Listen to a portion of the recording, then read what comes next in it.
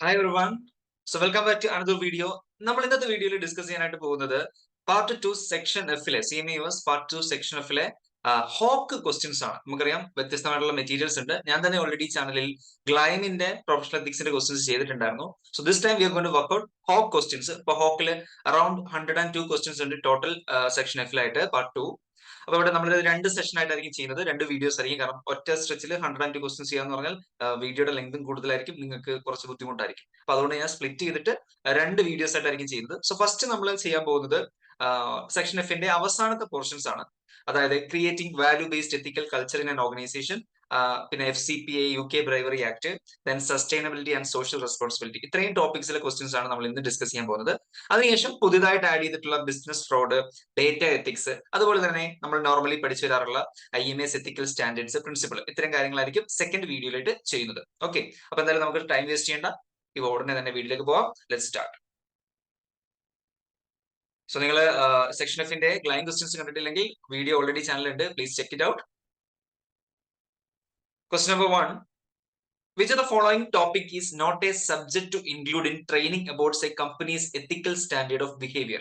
ഒരു കമ്പനിയുടെ എത്തിക്കൽ സ്റ്റാൻഡേർഡ്സിന്റെ ട്രെയിനിങ്ങിൽ ഉൾപ്പെടുത്താൻ പാടില്ലാത്തത് അല്ലെങ്കിൽ അതിൽ ഭാഗമാകാത്ത ഒരു കാര്യം ഏതായിരിക്കും എന്നാണ് ചോദിച്ചിരിക്കുന്നത്. സോ ഒരു എത്തിക്കൽ സ്റ്റാൻഡേർഡിൽ അതിന്റെ ട്രെയിനിങ്ങിന്റെ ഭാഗമായിട്ട് എന്തൊക്കെ കാര്യങ്ങൾ വേണമെന്ന് നമ്മളൊന്ന് സ്വയം ആലോചിക്കുക. ഇനി ഓപ്ഷൻസിലേക്ക് നോക്കാം. How to read a financial statement to be informed about a company's financial matters, dissemination and understanding of the company's core values, how to apply theoretical core values into real life situations, standards for interpersonal behavior with the company. So ആലോചിക്കുക, എത്തിക്കൽ സ്റ്റാൻഡേർഡിന്റെ training അതുമായിട്ട് ബന്ധമില്ലാത്തത് കൂട്ടത്തിൽ ഏതെന്ന് ആലോചിച്ചാൽ മതി. ഇപ്പൊ കമ്പനിയുടെ core values, theoretical വാല്യൂസിനെ real life സിറ്റുവേഷനിൽ എങ്ങനെ അപ്ലൈ ചെയ്യുന്നുള്ള കാര്യങ്ങൾ, അതുപോലെ തന്നെ ഇന്റർപേഴ്സണൽ ബിഹേവിയർ, അതായത് വ്യക്തികളുമായിട്ടുള്ള ഇടപെടൽ, ഇതൊക്കെ തീർച്ചയായിട്ടും ഒരു എത്തിക്കൽ സ്റ്റാൻഡേർഡിന്റെ ഭാഗമായിട്ട് വരുന്ന കാര്യമല്ലേ. അപ്പൊ കൂട്ടത്തിൽ ചേരാത്തത് കമ്പനിയുടെ ഫൈനാൻഷ്യൽ സ്റ്റേറ്റ്മെന്റുമായിട്ട് ബന്ധപ്പെട്ടതോ അത് മനസ്സിലാക്കാനും ഉപയോഗിക്കാനും ഒക്കെയുള്ള കഴിവും ഫിനാൻഷ്യൽ മാറ്റേഴ്സുമായിട്ട് ബന്ധപ്പെട്ട കാര്യങ്ങൾ എന്ന് പറയുന്നത് തീർച്ചയായിട്ടും എന്തല്ല, ഒരു എത്തിക്കൽ ട്രെയിനിങ്ങിന്റെ ഭാഗമല്ല. അതുകൊണ്ട് തന്നെ കൂട്ടത്തിൽ ചേരാത്തത് ഓപ്ഷൻ എ ആണ്. ബാക്കിയുള്ള കാര്യങ്ങളെല്ലാം തന്നെ എത്തിക്കൽ കോഡിന്റെ ഒരു ട്രെയിനിങ്ങിന്റെ ഭാഗമായിട്ട് നമ്മൾ ഇൻക്ലൂഡ് ചെയ്യുന്ന സബ്ജക്ട്സ് ആണ്. ഓക്കെ, നെക്സ്റ്റ് ക്വസ്റ്റ്യനിലേക്ക് പോവാം. What is common approach to monitoring the effectiveness of ethical training and employees' understanding of the company's ethical policy and their compliance with it? അതായത് ഒരു എത്തിക്കൽ ട്രെയിനിങ്ങിന്റെ എഫക്റ്റീവ്നെസ് എത്രത്തോളം ഉണ്ട് എന്ന് മോണിറ്റർ ചെയ്യുന്നതും കമ്പനിയുടെ എത്തിക്കൽ പോളിസി അവർ എത്രത്തോളം പാലിക്കുന്നുണ്ട് എന്നൊക്കെ ഉള്ളതും ചെക്ക് ചെയ്യാനായിട്ടുള്ള ഒരു നല്ല അപ്രോച്ച് അല്ലെങ്കിൽ കോമൺ ആയിട്ടുള്ള ഒരു അപ്രോച്ച് ഏത് എന്നാണ് ചോദിച്ചിരിക്കുന്നത്. ഓപ്ഷൻസിലൂടെ നിങ്ങൾ ഗോത്രൂ ചെയ്യുക, ആലോചിക്കുക. ക്വാളിറ്റി മാനേജ്മെന്റ് ആണോ, കണ്ടിന്യൂസ് പ്രോസസ് ഇംപ്രൂവ്മെന്റ് ആണോ, ഹ്യൂമൻ പെർഫോമൻസ് ഫീഡ്ബാക്ക് ലൂപ്പ് ആണോ, പെരേറ്റോ പ്രിൻസിപ്പിൾ ആണോ എന്നുള്ളത്. പെരേറ്റോ പ്രിൻസിപ്പിൾ നിങ്ങൾ അങ്ങനെ കേൾക്കാൻ സാധ്യത കുറവാണ്. എനിവേ, ബാക്കിയുള്ള ഓപ്ഷൻസ് ഒന്ന് ക്രോസ് ചെക്ക് ചെയ്യുക, നിങ്ങളുടെ മനസ്സിൽ ഒരു ആൻസർ കണ്ടെത്തുക.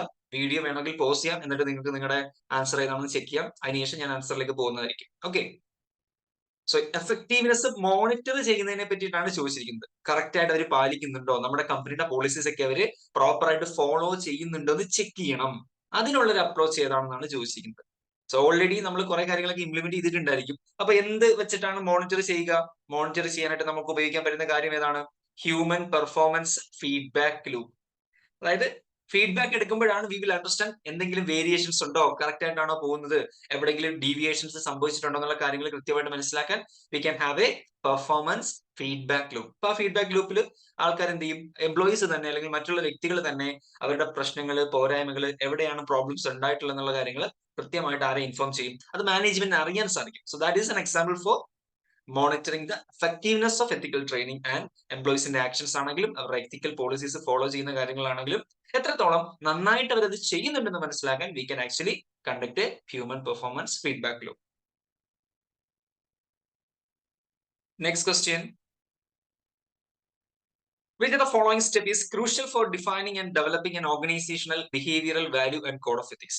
ഒരു ഓർഗനൈസേഷന്റെ ബിഹേവിയറൽ വാല്യൂസും കോഡ് ഓഫ് എത്തിക്സും ഒക്കെ ഡിഫൈൻ ചെയ്യുന്നതിലും ഡെവലപ്പ് ചെയ്യുന്നതിലും ഏറ്റവും ക്രൂഷ്യൽ ആയിട്ടുള്ള ഒരു സ്റ്റെപ്പ് ഏത് എന്നാണ് ചോദിച്ചിരിക്കുന്നത്. Please go through the options. ഞാൻ ഓപ്ഷൻസ് വായിക്കുന്നില്ല, നിങ്ങൾ വീഡിയോ പോസ്റ്റ് ചെയ്യുക, ഓപ്ഷൻസ് വായിക്കുക, എന്നിട്ട് നിങ്ങളുടെ മനസ്സിൽ ശരിയായിട്ടുള്ള ഒരു ഉത്തരം നോട്ട് ചെയ്യുക. അതിനുശേഷം നമുക്ക് ശരി ഉത്തരത്തിലേക്ക് വരാം. Please go through it. Crucial ആയിട്ടുള്ള സ്റ്റെപ്പ് ഏതെന്നാണ് ചോദിച്ചിരിക്കുന്നത്.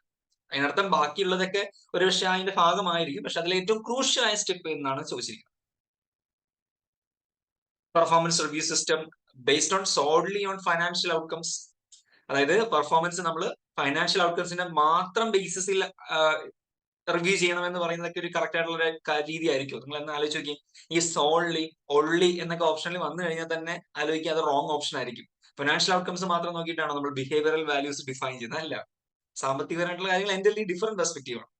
Then conducting focus group and surveys with employees, suppliers and customers to assess the existing culture.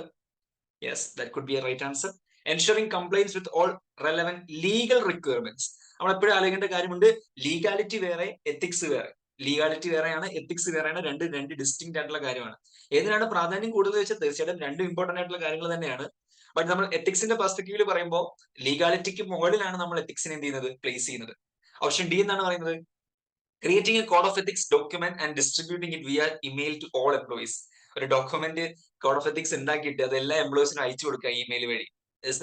Crucial step. അതൊരു ക്രൂഷ്യൽ സ്റ്റെപ്പ് ആണെന്ന് നിങ്ങൾക്ക് തോന്നുന്നുണ്ടോ? അങ്ങനെ ഒരു ഡോക്യുമെന്റ് ഉണ്ടാക്കി എല്ലാവർക്കും ഇമെയിൽ അയച്ചു കൊടുത്തെന്ന് വെച്ചിട്ട് അല്ല. അപ്പൊ ഇവിടെ ഏതായിരിക്കും, ഇത്രയും വായിച്ചതിൽ നിന്ന് നിങ്ങൾക്ക് ഏതായിരിക്കും ശരിത്രമായിട്ട് തോന്നുന്നത്? ഓപ്ഷൻ ബി അല്ലേ? Option B is the right answer. Conducting focus groups and surveys with employees, suppliers and customers to access the existing culture. അതായത് നിലവിൽ നമ്മുടെ സ്ഥാപനത്തിൽ നിലനിൽക്കുന്ന കൾച്ചർ എന്താണെന്ന് മനസ്സിലാക്കി അതിനെ വിലയിരുത്താനാണ് നമ്മൾ ശ്രമിക്കേണ്ടത്. അത് വെച്ചിട്ട് ഇനി എവിടേക്ക് എത്തണം എന്ന് നമുക്ക് എന്ത് ചെയ്യാൻ പറ്റും, പ്രോപ്പറായിട്ട് ഡിഫൈൻ ചെയ്യാനും പുതിയൊരു പ്ലാൻ ഡെവലപ്പ് ചെയ്യാനും സാധിക്കും. അതായത് ഇപ്പൊ നമ്മുടെ അവസ്ഥ എന്താണ്, ഇപ്പൊ നമുക്ക് എന്ത് എത്തിക്കൽ വാല്യൂസ് ഉണ്ട്, നമ്മൾ എന്തൊക്കെ ബിഹേവിയറൽ പാറ്റേൺസ് ആണ് ഫോളോ ചെയ്യുന്നത്, കോർ വാല്യൂസ് എന്താണെന്ന് മനസ്സിലാക്കിയിട്ട് അത് വെച്ചിട്ട് വേണം നമുക്കൊരു ടാർഗറ്റ് സെറ്റ് ചെയ്യാൻ. അവിടെയാണ് നമ്മൾ പുതിയൊരു ഓർഗനൈസേഷണൽ ബിഹേവിയറും കോർ വാല്യൂസും ഒക്കെ ഡെവലപ്പ് ചെയ്യുന്നത്. സോ അതിന് നമ്മൾ ആദ്യം ഇപ്പോൾ എന്താണെന്നുള്ള കാര്യം വിലയിരുത്തുക എന്നുള്ളതാണ് ഏറ്റവും ക്രൂഷ്യൽ സ്റ്റെപ്പ്. ഇപ്പൊ എവിടെയാണെന്ന് അറിഞ്ഞാലേ എവിടേക്ക് എത്തണമെന്ന് നമുക്ക് പ്ലാൻ ചെയ്യാൻ സാധിക്കൂ. നെക്സ്റ്റ് ക്വസ്റ്റ്യനിലേക്ക് പോവാം. Question number 4. Which of the following best illustrates the importance of leadership by example in promoting an ethical culture within an organization? Leadership by example എന്ന് പറഞ്ഞാൽ എന്താ? നമ്മുടെ ലീഡേഴ്സ് തന്നെ നമുക്ക് മാതൃകയാവുക, അവര് നമുക്കൊരു റോൾ മോഡൽ ആയിട്ട് മാറുക. അവരെ കണ്ടിട്ട് എംപ്ലോയീസ് എന്ന നിലയ്ക്ക് നമുക്കൊരു മോട്ടിവേഷൻ ഉണ്ടായിരിക്കണം, എത്തിക്കൽ ആവാനും നല്ല രീതിയിൽ നമ്മുടെ പെർഫോമൻസ് ഡ്യൂട്ടീസ് കാര്യങ്ങളൊക്കെ ക്യാരി ഔട്ട് ചെയ്യാനും. അതില് ഏറ്റവും താഴെ തന്നിരിക്കുന്ന ഓപ്ഷനിൽ ഏറ്റവും മികച്ച രീതിയിൽ അതിനെ ഇലിസ്ട്രേറ്റ് ചെയ്യുന്ന ഒരു എക്സാമ്പിൾ ഏതെന്നാണ് ചോദിച്ചിരിക്കുന്നത്. ലീഡർഷിപ്പ് ബൈ എക്സാമ്പിളിനെ ഇലിസ്ട്രേറ്റ് ചെയ്യുന്ന ഒരു എക്സാമ്പിൾ ഏതെന്നാണ് ചോദിച്ചിരിക്കുന്നത്. Kindly again go through the options. നിങ്ങൾക്ക് വീഡിയോ പോസ് ചെയ്യാം, then read the options. Leaders establishing strict policies and procedures four ethical behaviour. അതായത് സ്ട്രിക്റ്റ് ആയിട്ടുള്ള പോളിസീസും പ്രൊസീജിയേഴ്സും എത്തിക്കൽ ബിഹേവിയറിന് വേണ്ടിയിട്ട് ലീഡേഴ്സ് എസ്റ്റാബ്ലിഷ് ചെയ്യുക. അത് ലീഡർഷിപ്പ് എക്സാമ്പിൾ ആണോ എന്ന് ചിന്തിച്ച് നോക്കുക. Leaders frequently discussing the importance of ethics in meetings.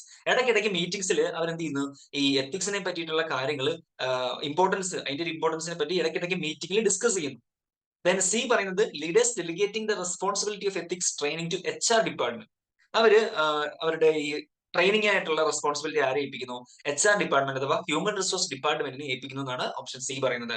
D പറയുന്നത് എന്താണ്? Leaders demonstrating ethical behaviour in their daily activities. ലീഡേഴ്സ് അവരുടെ ഡെയിലി ആക്ടിവിറ്റീസിൽ എന്ത് ഡെമോൺസ്ട്രേറ്റ് ചെയ്യുന്നു? എത്തിക്കൽ ബിഹേവിയർ ഡെമോൺസ്ട്രേറ്റ് ചെയ്യുന്നു എന്നാണ് പറഞ്ഞിരിക്കുന്നത്. അപ്പൊ അതിൽ നിങ്ങൾക്ക് ഇത്രയും ഓപ്ഷൻസ് കണ്ടതിന് ശേഷം ഏതാണ് best illustrate importance of leadership by example? Leaders തന്നെ എക്സാമ്പിൾ ആയിട്ട് കാണിക്കുന്നതായിട്ട് നിങ്ങൾക്ക് തോന്നിയ ഓപ്ഷൻ ഏതാണ്? നിങ്ങളുടെ മനസ്സിൽ ഉത്തരം വന്നിട്ടുണ്ടായിരിക്കും, നമുക്ക് ചെക്ക്ഔട്ട് ചെയ്യാം. Option D is the right answer അല്ലെ?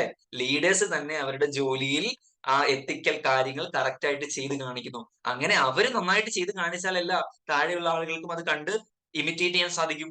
അതല്ലാതെ അവര് ഭയങ്കര പോളിസീസ് എസ്റ്റാബ്ലിഷ് ചെയ്തു. ഇപ്പൊ ഓപ്ഷൻ എയിൽ പറയുന്നത് എന്താ? ലീഡേഴ്സ് സ്ട്രിക്റ്റ് പോളിസി എസ്റ്റാബ്ലിഷ് ചെയ്തു.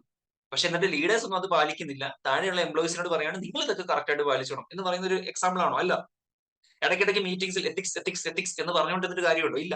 പ്രവർത്തിയിൽ അത് ചെയ്ത് കാണിക്കുമ്പോഴാണ് എംപ്ലോയീസിന് അത് എന്ത് ചെയ്യാൻ സാധിക്കുക, അത് മോട്ടിവേഷൻ ആയിട്ട് എടുത്ത് അവരും എത്തിക്കലായിട്ട് ബിഹേവ് ചെയ്യാനായിട്ട് താല്പര്യപ്പെടുകയുള്ളൂ. Next question number 5. Which of the following traits is critical for an ethical leader to effectively influence and manage subordinates? ഒരു എത്തിക്കൽ ലീഡറിന് അദ്ദേഹത്തിന്റെ സബോർഡിനേറ്റ്സിനെയും താഴെയുള്ള ആളുകളെയും ഒക്കെ ഇൻഫ്ലുവൻസ് ചെയ്യാനായിട്ട് വേണ്ടുന്ന ഒരു ക്രിട്ടിക്കൽ ട്രേറ്റ് എന്താണെന്നാണ്. ഈ ഒരു കാര്യം ഉണ്ടെങ്കിൽ അയാൾക്ക് എന്ത് ചെയ്യാൻ സാധിക്കും? നല്ല രീതിയിൽ ഇൻഫ്ലുവൻസ് ചെയ്യാൻ സാധിക്കും. ഓപ്ഷൻസ് നോക്കാം. Focusing on achieving short time financial goals. നമ്മുടെ ഷോർട്ട് ടൈം ഫിനാൻഷ്യൽ ഗോൾസിൽ ഫോക്കസ് ചെയ്ത് കഴിഞ്ഞാൽ എത്തിക്കലി എല്ലാവരെയും ഇൻഫ്ലുവൻസ് ചെയ്യാൻ പറ്റും. നിങ്ങൾ തന്നെ ആലോചിക്കുക, അത് തമ്മിൽ പൊരുത്തപ്പെടുന്നുണ്ടോ എന്ന് ആലോചിക്കുക. നമ്മൾ ഓൾറെഡി പറഞ്ഞു ഫൈനാൻസ് വേറെ എത്തിക്സ് വേറെ. B, taking an authoritative approach that prioritize decision making over collaborations. So management usually prefer ചെയ്യുന്ന അപ്രോച്ചുകൾ ഒന്നാണ് authoritative approach, bottom up approach എന്ന് പറയുന്നത് വേറെ അപ്രോച്ച് ഉണ്ട്. ഇതിന് രണ്ടിനെയും കൂടെ കോമ്പിനേഷൻ അപ്രോച്ച് എന്ന് പറഞ്ഞിട്ട് മറ്റൊരു അപ്രോച്ച് ഉണ്ട്. ഈ അതോറിറ്റേറ്റീവ് എന്ന് പറഞ്ഞാൽ ടോപ്പ് ഡൗൺ ആയിരിക്കും, മുകളിൽ നിന്ന് ആജ്ഞാപിക്കും, താഴെയുള്ള ആൾക്കാർ അത് അനുസരിക്കും. അത്തരം ഒരു അപ്രോച്ച് എടുത്തു കഴിഞ്ഞാൽ നിങ്ങൾക്ക് നിങ്ങളുടെ സബോർഡിനേറ്റ്സിനെ ഇൻഫ്ലുവൻസ് ചെയ്യാൻ പറ്റുമോ എന്നുള്ളത് നിങ്ങൾ ചിന്തിച്ചു നോക്കുക. Ability to delegate all decision making to subordinates. നിങ്ങൾ എല്ലാ തീരുമാനം എടുക്കാനുള്ള ഉത്തരവാദിത്തങ്ങളും സബോർഡിനേറ്റ്സിലേക്ക് ഡെലിഗേറ്റ് ചെയ്ത് കൊടുക്കുക. നിങ്ങൾ എടുത്ത തീരുമാനം എന്ന് പറഞ്ഞിട്ട് ഉത്തരവാദിത്തം മുഴുവൻ അവരെ ഏൽപ്പിക്കുക. ഇതാണ് ഓപ്ഷൻ സി പറയുന്നത്. ഡി എന്താണ് പറയുന്നത്? Consistency in actions and adherence to ethical standards. കൃത്യമായിട്ട് എടുക്കുന്ന തീരുമാനങ്ങൾ, ഒരു നിലപാട്, ആ നിലപാടിൽ ഒരു സ്ഥിരത ഉണ്ടായിരിക്കണം. ഒരു പ്രശ്നം ഉണ്ടാകുമ്പോൾ ഒരു അഭിപ്രായം പറയുന്നു, ഒരു ആക്ഷൻ എടുക്കുന്നു. വേറൊരാൾക്ക് അതേ പ്രശ്നം ഉണ്ടാകുമ്പോൾ വേറൊരു അഭിപ്രായം പറയുന്നു, മറ്റൊരു ആക്ഷൻ എടുക്കുന്നു. അങ്ങനെ പാടില്ല. എല്ലാവർക്കും ഒരേ നീതിയായിരിക്കണം, എല്ലാവരെയും ഈക്വൽ ആയിട്ടായിരിക്കണം ട്രീറ്റ് ചെയ്യേണ്ടത്. ഒരേ സാഹചര്യം സെനാരിയോ ആണെങ്കിൽ തുല്യമായിട്ടുള്ള പണിഷ്മെന്റ് ആണെങ്കിലും പ്രോഫിറ്റ് ആണെങ്കിലും പ്രൊമോഷൻ ആണെങ്കിലും എല്ലാം ഒരേപോലെ ചെയ്യണം. അപ്പോഴാണ് കൺസിസ്റ്റൻസി ഉണ്ട് എന്ന് പറയുന്നത്. മറിച്ച് പല ആൾക്കാരെയും പല രീതിയിൽ ട്രീറ്റ് ചെയ്താൽ അത് ഡിസ്ക്രിമിനേഷൻ ആണെന്ന് നമുക്ക് പറയേണ്ടി വരും. സോ കൺസിസ്റ്റൻസി വേണം എന്നാണ് ഡി പറയുന്നത്. കൺസിസ്റ്റൻസി ഉണ്ടായിരിക്കണം. അതുപോലെ നിങ്ങളും എത്തിക്കൽ സ്റ്റാൻഡേർഡ്സ് പ്രോപ്പർ ആയിട്ട് എന്ത് ചെയ്തിരിക്കണം? ഫോളോ ചെയ്തിരിക്കണം. അപ്പൊ നമുക്ക് മനസ്സിലാവുമല്ലോ ഏത് ഓപ്ഷൻ ആയിരിക്കും കറക്റ്റ്. ഓപ്ഷൻ ഡി തന്നെയായിരിക്കും ശരി. ലെറ്റ്സ് സി ആൻസർ ക്ലിക്ക് ചെയ്യാം. Option D is the right answer. കാരണം ബാക്കിയൊന്നും ഒരു മറ്റൊരു ഇൻഫ്ലുവൻസ് ചെയ്യാൻ പറ്റുന്ന കാര്യങ്ങളല്ല. ഫൈനാൻഷ്യൽ ഗോൾസ് നമ്മൾ ഓൾറെഡി പറഞ്ഞു, ഫിനാൻസ് വേറെ, എത്തിക്സ് വേറെ. അതുപോലെ അതോറിറ്റേറ്റീവ് എന്ന് പറഞ്ഞാൽ നമ്മൾ ഓവറായിട്ട് ഭരണമാണ്, അവരെ ഇങ്ങോട്ട് ഭരിക്കുകയാണ്, ഞങ്ങൾ പറയുന്നത് പോലെ നിങ്ങളോട് ചെയ്യണം. ആ ഒരു അപ്രോച്ച് ഒരിക്കലും എംപ്ലോയീസിനിടയിൽ വർക്ക്ഔട്ട് ആവില്ല. ദെൻ ഡിസിഷൻ മേക്കിങ്ങിന്റെ ഉത്തരവാദിത്തം മുഴുവൻ നമ്മൾ ആ സബോർഡിനേറ്റ്സിന് കൊടുത്താൽ നമ്മൾ അതിൽ നിന്ന് കൈ എഴുതുന്നത് പോലെയാണ്, നമുക്കത് റെസ്പോൺസിബിലിറ്റി ഇല്ലാത്തത് പോലെയാണ്. എല്ലാ ബാധ്യതയും നമ്മൾ സബോർഡിനേറ്റ്സിനെ ഏൽപ്പിക്കണം. അപ്പൊ അവർ പ്രഷറൈസ്ഡ് ആവും. അതും ഒരിക്കലും നല്ലൊരു രീതിയല്ല. So therefore option D is the correct answer. Next question number 6. Which of the following characteristics is indicative of a corporate psychopath within an organization? വളരെ വ്യത്യസ്തമായ ക്വസ്റ്റ്യൻ ആണ്. ഞാൻ ഈ ചോദ്യം ആദ്യമായിട്ടാണ് കാണുന്നത്. താഴെ തന്നിരിക്കുന്നവയിൽ ഏത് ക്യാരക്ടറിസ്റ്റിക്സ് ആണ് ഒരു കോർപ്പറേറ്റ് സൈക്കോപാത്തിനെ സൂചിപ്പിക്കുന്നത്? സൈക്കോ എന്നൊക്കെ പറഞ്ഞാൽ നമ്മുടെ സിനിമയിലൊക്കെ കേട്ടിട്ടുള്ള വാക്കാണ് അല്ലെ. അപ്പൊ എന്തായാലും ഓപ്ഷൻസ് നോക്കാം. Consistently seeking feedback to improve personal performance and team dynamics. സ്ഥിരമായിട്ട് ഇങ്ങനെ ഫീഡ്ബാക്ക് ചോദിച്ച് സ്വന്തം പെർഫോമൻസ് ഉയർത്താൻ ശ്രമിക്കുന്ന ഒരു വ്യക്തി, അയാൾ ഒരു സൈക്കോപാത്ത് ആണോ? ആലോചിക്കുക. Lacking a conscience and ruthlessly manipulating others for personal gain. അതായത് കൺസൈൻസ് എന്ന് പറയുമ്പോൾ പൊതുവായിട്ടുള്ള ആൾക്കാർ അംഗീകരിക്കുന്ന കാര്യങ്ങളൊന്നും ഇയാൾ ചെയ്യില്ല. ഇയാൾക്ക് ആ ഒരു കൺസൈൻസ് ഇല്ല. ഇയാൾക്ക് തോന്നുന്ന പോലെ പെരുമാറും, റൂത്ത്ലെസ് ആയിട്ട് പെരുമാറും, മറ്റുള്ളവരെ മാനിപ്പുലേറ്റ് ചെയ്ത് വ്യക്തിപരമായ നേട്ടങ്ങൾ ഉണ്ടാക്കാൻ ശ്രമിക്കുന്ന ഒരു വ്യക്തി, അയാൾ ഒരു സൈക്കോപാത്ത് ആണോ നിങ്ങൾ ചിന്തിക്കുക. Frequently demonstrating integrity and adherence to ethical principles. കൃത്യമായിട്ട് ഇന്റഗ്രിറ്റി കീപ്പ് ചെയ്യുന്നു, എത്തിക്കൽ പ്രിൻസിപ്പിൾസ് എല്ലാം അടിപൊളിയായിട്ട് ഫോളോ ചെയ്യുന്നു, അങ്ങനെ ഒരു വ്യക്തി സൈക്കോപാത്ത് ആണോ നിങ്ങൾ ചിന്തിക്കുക. Exhibiting strong empathy and concerns for colleagues well being. Empathy എന്ന് പറഞ്ഞാൽ എന്താ? മറ്റൊരാളുടെ പേഴ്സ്പെക്റ്റീവിൽ നിന്നുകൊണ്ട് ആ കാര്യങ്ങൾ മനസ്സിലാക്കാൻ ശ്രമിക്കുക അല്ലെ. ജിസ് ജോയ് പറഞ്ഞതുപോലെ എതിരെ നിൽക്കുന്നവന്റെ മനസ്സെന്നറിയാൻ ശ്രമിച്ചു കഴിഞ്ഞാൽ എല്ലാവരും പാവങ്ങളാണെന്ന് പറയില്ലേ, അതേപോലെ എംപത്തറ്റിക് ആയിട്ട് ബിഹേവ് ചെയ്യുക എന്നുള്ളതാണ് എംപതി കൊണ്ട് ഉദ്ദേശിക്കുന്നത്. സോ അങ്ങനെ ഒരു വ്യക്തി, അങ്ങനെ എംപതിയോട് കൂടി പെരുമാറുന്ന ഒരു വ്യക്തി, കൊളീഗ്സിന്റെ വെൽബീങ്ങിന് വേണ്ടി പെരുമാറുന്ന ഒരു വ്യക്തി എ സൈക്കോപാത്ത് ആണോ അല്ലയോ? അല്ല, അദ്ദേഹം ഒരു നല്ല മനുഷ്യനാണ് അല്ലെ. സോ ആയിട്ടും ഇവിടെ സൈക്കോപാത്ത് എന്ന കാറ്റഗറി നമുക്ക് പെടുത്താൻ പറ്റുന്ന ആരായിരിക്കും? ഓപ്ഷൻ ബി ആണ്. Lacking a conscience and ruthlessly manipulating others for personal gain. ഒരു സ്വന്തമായ അല്ലെങ്കിൽ കോമൺ ആയിട്ടുള്ള നിലപാടുകളും ഫോളോ ചെയ്യാതെ റൂത്ത്ലെസ് ആയിട്ട് മറ്റുള്ളവരെ മാനിപ്പുലേറ്റ് ചെയ്ത് വ്യക്തിഗതമായ നേട്ടങ്ങൾക്ക് ശ്രമിക്കുന്ന വ്യക്തിയാണ് നമ്മൾ ഒരു കോർപ്പറേറ്റ് സൈക്കോപാത്ത് എന്ന് പറയുന്നത്. therefore option B is the right answer. Let's see. ബാക്കി മൂന്ന് നല്ല കാര്യങ്ങളാണ്. നിങ്ങൾക്ക് ഓപ്ഷൻസ് വായിക്കുന്ന സമയത്ത് തന്നെ മനസ്സിലാവും. ബാക്കി മൂന്നിന് ഒരു പാറ്റേൺ ഉണ്ട്, നല്ല കാര്യങ്ങളാണ്. ഇടയ്ക്കിടയ്ക്ക് ഫീഡ്ബാക്ക് ചോദിക്കുന്നത് it's A good thing, integrity keep ചെയ്യുന്നത് ഗുഡ് തിങ്, എംപതി ഉള്ളത് ഗുഡ് തിങ്, ഇതൊക്കെ നല്ല കാര്യങ്ങളാണ്. അപ്പൊ അതിനകത്ത് സൈക്കോപാത്ത് എന്ന് പറയുന്നത് നെഗറ്റീവ് ആയിട്ടുള്ള കാര്യം തീർച്ചയായിട്ടും ഓപ്ഷൻ ബി ആണ്. അഗൈൻ ഓൺലി 70% സ്റ്റുഡൻസ് ഇത് ശരിയാക്കിയിട്ടുള്ളൂ. കാരണം അവർക്ക് എന്താണ് ഈ ഓപ്ഷൻസ് വായിച്ചിട്ട് മനസ്സിലാക്കാൻ പറ്റാതെ എനിക്ക് അറിയില്ല. But it's A pretty easy question. നിങ്ങൾ ഓപ്ഷൻസ് ഗോ ത്രൂ ചെയ്യുന്ന സമയത്ത് മനസ്സിലാവും. നെക്സ്റ്റ് ക്വസ്റ്റിലേക്ക് പോവാം. Question number 7. Which of the following statements best describes the relationship between ethics and internal controls within an organization? താഴെ തന്നിരിക്കുന്നവയിൽ എത്തിക്സും ഇന്റേണൽ കൺട്രോൾസും തമ്മിലുള്ള ഒരു റിലേഷൻഷിപ്പിനെ നല്ല രീതിയിൽ പ്രൊജക്ട് ചെയ്തിരിക്കുന്ന ഒരു സ്റ്റേറ്റ്മെന്റ് ഏത് എന്നുള്ളതാണ് ചോദിച്ചിരിക്കുന്നത്. Let's go through the options. Pause ചെയ്യാം. Take your time and read the options. Internal controls should focus only on financial transactions. Again നിങ്ങൾക്ക് ക്വസ്റ്റ്യൻസിന്റെ പാറ്റേൺ മനസ്സിലാവും കേട്ടോ. ഫൈനാൻഷ്യൽ ട്രാൻസാക്ഷൻസിൽ മാത്രം ഫോക്കസ് ചെയ്യുന്നതായിരിക്കണം ഇന്റേണൽ കൺട്രോൾ. എത്തിക്കൽ ബിഹേവിയറിനെ കൺസിഡർ ചെയ്യേണ്ടെന്നൊക്കെയാണ് പറയുന്നത് ഓപ്ഷൻ എ. അപ്പൊ തന്നെ മനസ്സിലാക്കാതെ വിട്ടുകളയാം. Blunder option. Ethics training for employees is unrelated to the establishment of internal controls. Ethic training എന്ന് പറയുന്നത് ഇന്റേണൽ കൺട്രോളുമായിട്ട് റിലേഷൻ ഇല്ല, അത് തമ്മിൽ ബന്ധമൊന്നും ഇല്ല എന്നാണ് ഓപ്ഷൻ ബി പറയുന്നത്. ഉണ്ടോ ഇല്ലയോ എന്ന് ആലോചിച്ച് നോക്കുക. Internal controls are solely designed to ensure compliance with the legal requirements, not to promote ethical behavior.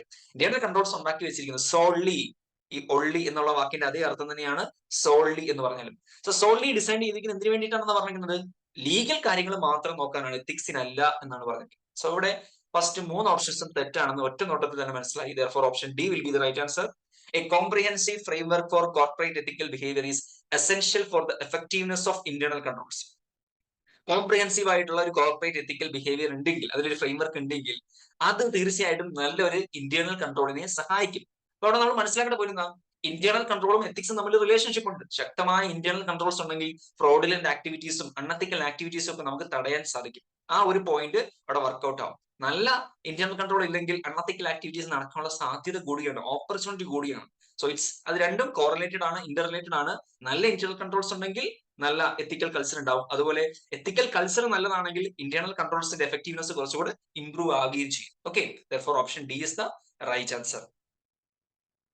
87 students ഈ ഒരു ചോദ്യം ശരിയാക്കിയിട്ടുണ്ട് ഫസ്റ്റ് അറ്റംപ്റ്റിൽ തന്നെ. ദെൻ നെക്സ്റ്റ് ക്വസ്റ്റിലേക്ക് പോവാം.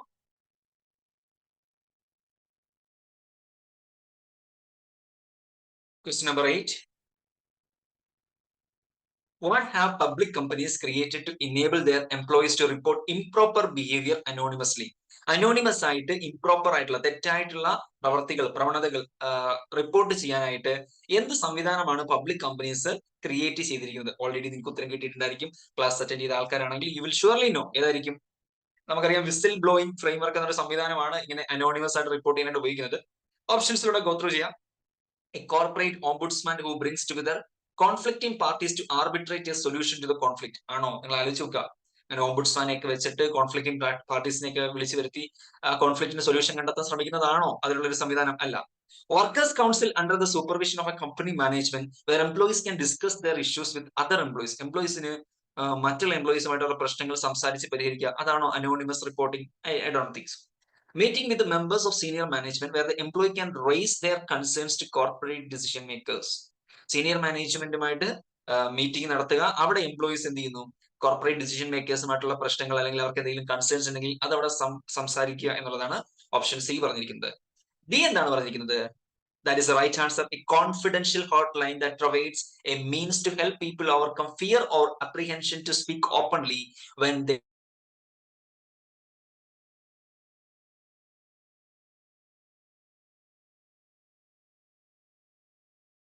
there was a slight issue in the internet. Continue ചെയ്യാം. സോ അനോണിമസ് ആയിട്ട് നമ്മുടെ ഈ ഒരു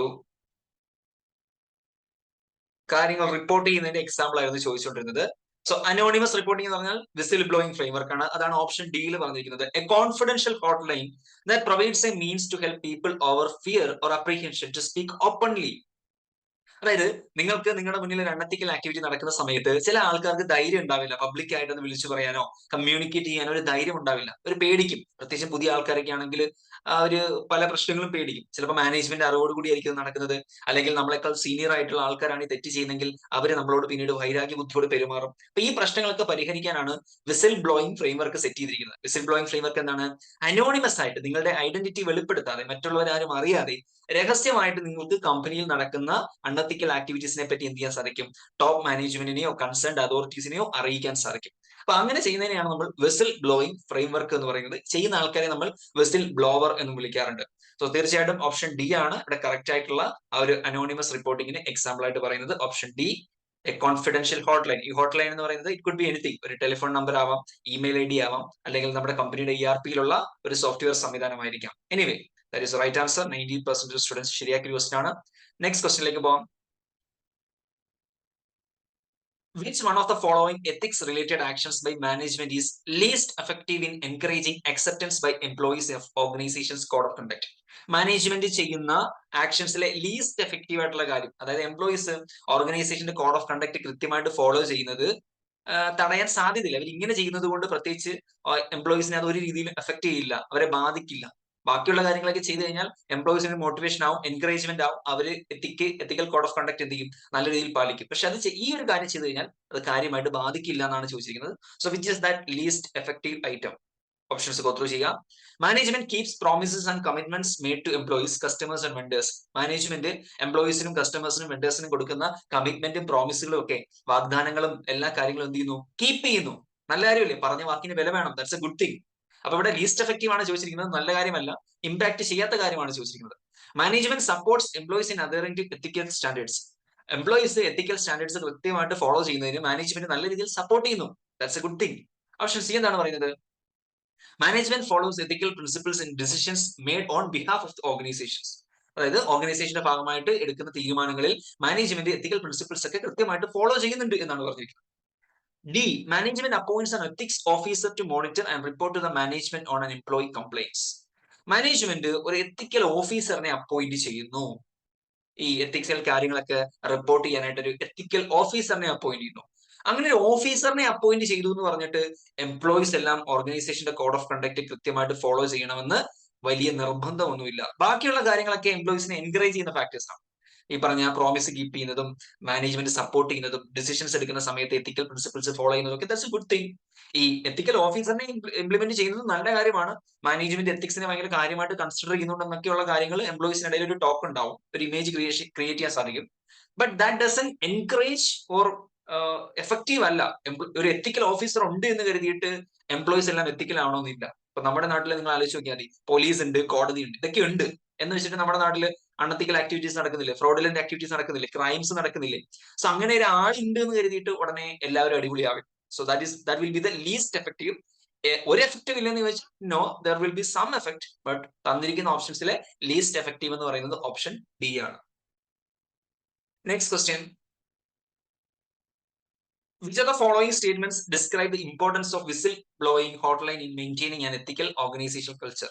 നമ്മൾ നേരത്തെ പറഞ്ഞ വിസിൽ ബ്ലോയിങ് ഫ്രെയിംവർക്ക് ഉള്ളത് വളരെ ഇമ്പോർട്ടന്റ് ആയിട്ടുള്ള കാര്യമാണ്. അപ്പൊ അതിലെ അതിന്റെ പ്രാധാന്യമുള്ള ഓപ്ഷൻസ് ഏതൊക്കെയാണെന്നാണ് ചോദിച്ചിരിക്കുന്നത്. വിസിൽ ബ്ലോയിങ് ഹോട്ട്ലൈൻ എന്ന് പറയുന്നത് കമ്പനിയിലെ ഒരു ഓർഗനൈസേഷണൽ കൾച്ചർ നല്ല രീതിയിൽ മെയിൻറ്റെയിൻ ചെയ്യാൻ ഒരുപാട് ഹെൽപ്പ് ചെയ്യും. അപ്പൊ അതിനെ ഡിസ്ക്രൈബ് ചെയ്യുന്ന കറക്റ്റ് ആയിട്ടുള്ള സ്റ്റേറ്റ്മെന്റ്സ് ഏതൊക്കെയാണെന്നാണ് ചോദിച്ചിരിക്കുന്നത്. ഓപ്ഷൻ ഒന്നിൽ പറയുന്നത് എന്താണ്? It provides A measurable feedback four determining whether employees are following code of ethics. Employees code of ethics follow ചെയ്യുന്നുണ്ടോ എന്നുള്ളതിനെ പറ്റി ഒരു ഫീഡ്ബാക്ക് തരാൻ വിസിൽ ബ്ലോയിങ്ങിന് സാധിക്കും. ആലോചിച്ച് നോക്കുക, സാധിക്കുമോ ഇല്ലയോ എന്ന്. It creates opportunity to enhance and improve internal controls. Internal controls കൂട്ടാനും ഇംപ്രൂവ് ചെയ്യാനുമായിട്ട് വിസിൽ ബ്ലോയിങ് ഫ്രെയിംവർക്ക് ഹെൽപ്പ് ചെയ്യുന്നതാണ് പറയുന്നത് ഓപ്ഷൻ ബിയില്. It empowers management to become better role models for employees. മാനേജ്മെന്റിന് ബെറ്റർ റോൾ മോഡൽ ആവാൻ എംപവർ ചെയ്യുമോ? മാനേജ്മെന്റിനെ empower ചെയ്യോ? ഒരു എംപ്ലോയീസിന് നല്ല റോൾ മോഡൽ ആവാൻ എംപവർ ചെയ്യോ എന്ന് ചോദിച്ചാൽ I don't think so. Empower എന്ന വാക്ക് ഇവിടെ ഒരു മീനിങ്ഫുൾ വാക്കല്ല. It helps to identify potential errors at risk at each task level within a organisation. അപ്പൊ ഇവിടെയൊക്കെ നമുക്ക് ഒരു പ്രോപ്പർ നോളജ് ഇല്ലെങ്കിൽ തെറ്റായ ഓപ്ഷനിലേക്ക് പോകാൻ സാധ്യതയുണ്ട്. ഓപ്ഷൻ സി ഞാൻ നേരത്തെ പറഞ്ഞത് തെറ്റാണ്. It does not empower management become a better role model. Whistle blowing ഉണ്ടെന്ന് പറഞ്ഞിട്ട് മാനേജ്മെന്റിനെ ബെറ്റർ റോൾ മോഡൽ ആക്കാൻ എംപവർ ചെയ്യുന്ന ഒരു കാര്യമൊന്നുമല്ല എന്ത് ഹോട്ട്ലൈൻ. ഹോട്ട്ലൈൻ എന്ന് പറയുന്നത് എംപ്ലോയീസിനിടയിൽ നടക്കുന്ന മിസ്റ്റേക്കുകളും അൺഎത്തിക്കൽ ആക്ടിവിറ്റീസും ഒക്കെ മനസ്സിലാക്കാൻ വേണ്ടിയിട്ടുള്ളത്. സോ നമുക്ക് ഓപ്ഷൻ 3 കട്ട് ചെയ്യാം. ഓപ്ഷൻ 3 കട്ട് ചെയ്യുമ്പോൾ തന്നെ നിങ്ങൾക്ക് താഴത്തെ ഓപ്ഷൻസ് നോക്കി കഴിഞ്ഞാൽ എയിലും ബിയിലും 3 ഉണ്ട്. അപ്പൊ അവിടെ തന്നെ നിങ്ങൾക്ക് എയും ബിയും ഓപ്ഷൻസ് എന്ത് ചെയ്യാൻ സാധിക്കും? കട്ട് ചെയ്യാൻ സാധിക്കും. പിന്നെ നമുക്കുള്ളത് 1ഉം 2ഉം 2ഉം 4ഉം ആണ്. 4ൽ എന്താ പ്രശ്നം എന്ന് വെച്ച് കഴിഞ്ഞാൽ 4 പ്രത്യക്ഷത്തിൽ ശരിയാണെന്ന് തോന്നുമെങ്കിലും it does not help to identify errors at risk at each task level. ഓരോ ഓർഗനൈസേഷന്റെ ഓരോ ടാസ്കിലും ഓരോ ലെവലിലുമുള്ള മിസ്റ്റേക്കുകളും തെറ്റുകളും കണ്ടെത്താൻ ശ്രമിക്കുന്ന ഒരു സംവിധാനമല്ല എന്ന് പറയുന്നത് വിസിൽ ബ്ലോയിങ് എന്ന് പറയുന്നത്.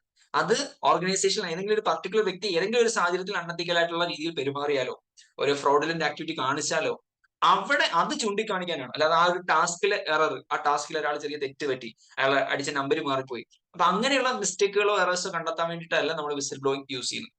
പക്ഷെ ഓപ്ഷൻ 1ഉം 2 ദാറ്റ് ഈസ് റൈറ്റ് ആൻസർ. അതുകൊണ്ട് തന്നെ നമുക്ക് ഇവിടെ ഓപ്ഷൻ സി 1 and 2 ആണ് ശരി ഉത്തരമായിട്ട് വരുന്നത്. 3ഉം 4ഉം ഓപ്ഷൻ സി 3ഉം 4ഉം എന്തല്ല ശരിയായിട്ടുള്ള ഓപ്ഷൻസ് അല്ല എന്നുള്ളത് ഓർത്തിരിക്കും. Next question.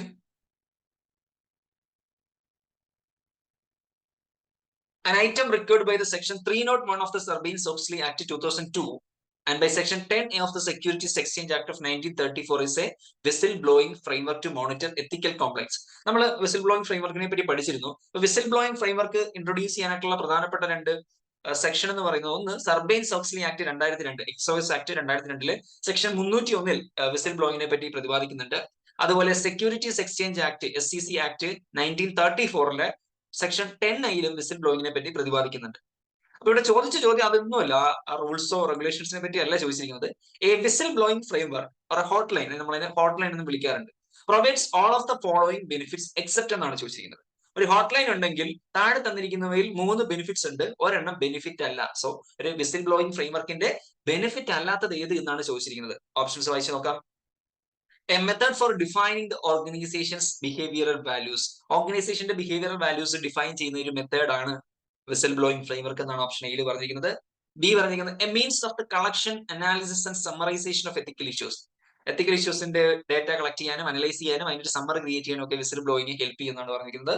Opportunity to enhance and improve internal controls. Internal controls improve ചെയ്യാൻ വിസിൽ ബ്ലോയിങ് ഫ്രെയിംവർക്ക് സഹായിക്കും. D a confidential means for employees to report possible violations.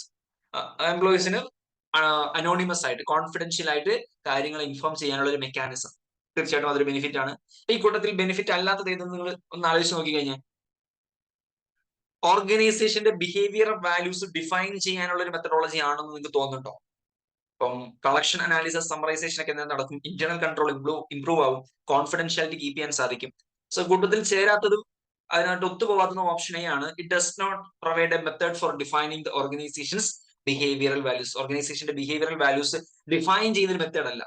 Already അൺഎത്തിക്കലായിട്ട് എന്തെങ്കിലും നടന്നു കഴിഞ്ഞാൽ അത് അറിയിക്കാനുള്ള, അത് മനസ്സിലാക്കാൻ മാനേജ്മെന്റിന്റെ ശ്രദ്ധയിലേക്ക് കൊണ്ടുവരാനുള്ള ഒരു മെക്കാനിസം ആണ് എന്ത്, വിസിൽ ബ്ലോയിങ് എന്ന് പറയുന്നത്. അല്ലാതെ ഓർഗനൈസേഷൻ നിങ്ങൾ ഇങ്ങനെ ബിഹേവ് ചെയ്യണം, ഈ രീതിയിലുള്ള പെരുമാറ്റമാണ് വേണ്ടത്, ഇന്ന കോഡ് ഓഫ് എത്തിക്സ് ആണുള്ളത്, അങ്ങനെ ഒരു സംവിധാനമല്ല എന്ത് വിസിൽ ബ്ലോയിങ് എന്ന് പറയുന്നത്. കള്ളത്തരം നടന്നാൽ അത് പ്രോപ്പർ ആയിട്ട് എന്ത് ചെയ്യണം, ഇൻഫോം ചെയ്യാനുള്ള ഒരു മെക്കാനിസം ആണ്. So BCD are right. Internal control improve ആവും. അതുപോലെ ഈ പറഞ്ഞ നടന്ന കാര്യത്തെ പറ്റിയിട്ടുള്ള ഡേറ്റ, എത്തിക്കൽ ഇഷ്യൂസിനെ പറ്റിയിട്ടുള്ള ഡേറ്റ കളക്ട് ചെയ്യാനും അനലൈസ് ചെയ്യാനും സമ്മറൈസ് ചെയ്യാനും സാധിക്കും. Next question. Which of the following step is most critical for converting an ethics policy from words on paper into action within an organization? നമ്മുടെ അതായത് പേപ്പറിൽ നമ്മൾ കുറെ കാര്യങ്ങൾ എഴുതി വെക്കും, ഇന്ന ഇന്ന കാര്യങ്ങൾ നമുക്ക് ഫോളോ ചെയ്യണം, ഇങ്ങനെയുള്ള ഒരു ബിഹേവിയറൽ പാറ്റേൺ ആണ് നമുക്ക് വേണ്ടത്, ഈ രീതിയിലുള്ള എത്തിക്സ് ആണ് നമുക്ക് ആവശ്യം. അപ്പൊ അതിനെ റിയാലിറ്റിയിലേക്ക് കൊണ്ടുവരാൻ ആക്ഷനിലേക്ക് കൊണ്ടുവരാൻ ഏത് സ്റ്റെപ്പാണ് ഏറ്റവും മോസ്റ്റ് ക്രിട്ടിക്കൽ എന്നാണ് ചോദിച്ചിരിക്കുന്നത്. ഓപ്ഷൻസ് നോക്കാം. Limiting ethics discussion to the compliance department meeting.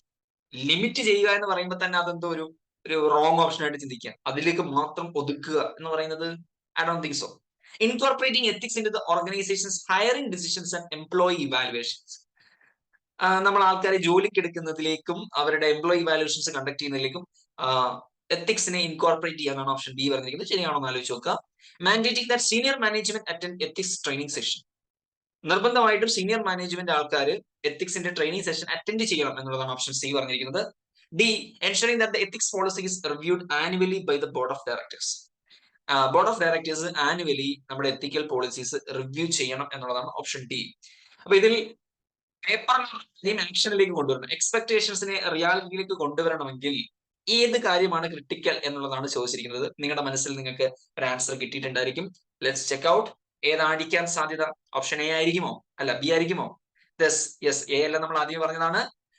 നമുക്ക് നമ്മുടെ ആഗ്രഹങ്ങളെ പൂവണിയിക്കണമെങ്കിൽ ആദ്യം ചെയ്യേണ്ടത് എന്താ? നമ്മുടെ എംപ്ലോയീസിനെ സെലക്ട് ചെയ്യുമ്പോൾ നല്ല ആൾക്കാരെ നോക്കി സെലക്ട് ചെയ്യുക എന്നുള്ളതാണ് ഫസ്റ്റ് കാര്യം ചെയ്യേണ്ടത്, അല്ലെ? ഹയറിംഗ് ഡിസിഷൻസിലാണ് you can control the companies ethical policy to somehow ഒരു നല്ല എക്സ്റ്റെന്റ് വരെ അവിടെയാണ് നമ്മൾ ശ്രദ്ധ കൊടുക്കേണ്ടത്. കാരണം കഴിവും കാര്യപ്രാപ്തിയും ഉള്ള, അതുപോലെ തന്നെ ക്രിമിനൽ പശ്ചാത്തലം ഇല്ലാത്ത നല്ല എംപ്ലോയീസിനെ ഹയർ ചെയ്യുക എന്ന് പറയുന്നതാണ് ഫസ്റ്റ് ആൻഡ് ഫോർമോസ്റ്റ് കാര്യം. നിങ്ങൾ കമ്പനിയുടെ എത്തിക്കൽ പോളിസിയിൽ ഒരുപാട് കാര്യങ്ങൾ എഴുതി വെച്ചിട്ട് നിങ്ങൾ ബാക്ക്ഗ്രൗണ്ട് ചെക്ക് നടത്താതെ, എംപ്ലോയീസിന്റെ പാസ്റ്റ് ഹിസ്റ്ററി നോക്കാതെ, അവരുടെ പേഴ്സണാലിറ്റി നോക്കാതെ, ട്രൈറ്റുകൾ, ക്യാരക്ടറിസ്റ്റിക്സ് നോക്കാതെ ജോലിക്ക് എടുത്ത് വെച്ച് കഴിഞ്ഞാൽ നിങ്ങളുടെ എത്തിക്കൽ പോളിസിക്ക് അവിടെ ഇരിക്കും, പക്ഷെ അതിന്റെ പ്രാവർത്തികമാക്കുക എന്ന് പറയുന്ന കാര്യം നടക്കില്ല.